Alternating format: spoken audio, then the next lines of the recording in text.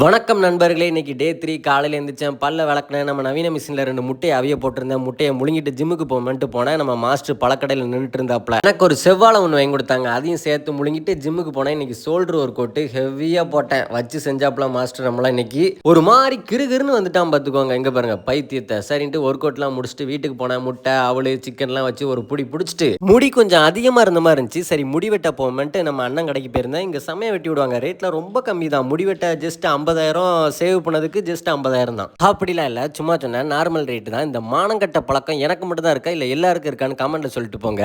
கடையில் அவ்வளோ பெரிய கண்ணாடி இருக்கு. அந்த கண்ணாடியில் என் ஹேரை பார்த்ததெல்லாம் போதாது தவிர வெளியே வந்து இந்த பைக்கில் பார்த்தா தான் ஒரு திருப்தி கிடைக்குன்னா பார்த்துக்கோங்களேன். அப்புறம் வீட்டுக்கு வந்து கொஞ்சமாக ரைஸ் வச்சு சிக்கன் முட்டைலாம் சாப்பிட்டுட்டு ஒரு சில வேலைகள்லாம் இருந்தது. முடிச்சுட்டு குளிச்சுட்டு மூஞ்ச பார்த்தா ஒரு மாதிரி நல்லா இருந்துச்சு.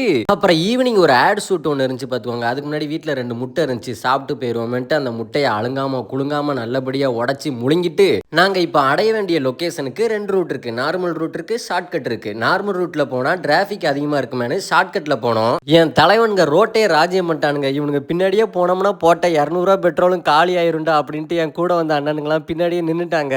நல்ல வேலை நம்ம தம்பி அந்த சைடு போறானுங்கல்ல, அந்த ரூட்ல நாங்க போல. நாங்க வேற ரூட்ல போறனால தப்பிச்சிட்டோம். இல்லாட்டி இன்னும் பின்னாடி தான் போயிட்டு இருக்கணும். ஒரு வழியா நாங்க அடைய வேண்டிய லொகேஷனை அடைஞ்சிட்டோம். இன்னைக்கு ஒரு டர்ஃப் வீடியோ ஷூட் தான் எடுக்கணும். அப்படி இப்படின்னு ஒரு 8 மணி ஆயிடுச்சு எடுத்து முடிக்கிறதுக்குள்ள. சரி ஜிம்முக்கு போவான்ட்டு இவனை கூப்பிடுதான் இவன் வரவே மாட்டான்ட்டான். அங்க நின்னுட்டு அப்பந்தான் விளாண்டுகிட்டே இருக்கான். சரி ஜிம்முக்கு நாளைக்கு காலையில போய்க்கிடும் அப்படின்ட்டு வீட்டுக்கு வந்தேன். 2 தோசை இருந்துச்சு, சாப்பிட்டுட்டு தூங்கிட்டேன்.